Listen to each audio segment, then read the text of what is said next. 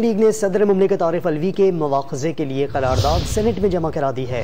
مزید جانتے ہیں ڈان نیوز کے نمائندے جاوید حسین سے۔ جاوید، قرارداد کس کی جانب سے جمع کرائی گئی اور قرارداد میں کیا موقف اختیار کیا گیا ہے؟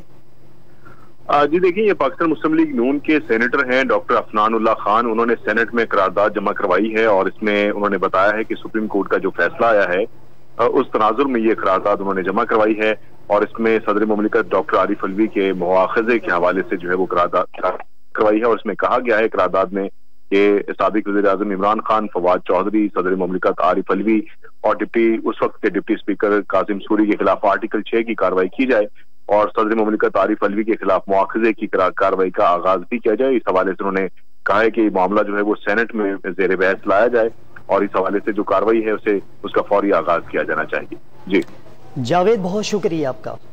نون لیگ نے صدر مملکت عارف الوی کے مواخذے کے لیے قرارداد سینٹ میں جمع کرا دی ہے۔ صدر کے مواخذے کے لیے قرارداد نون لیگ کے عفنان اللہ نے جمع کرائی۔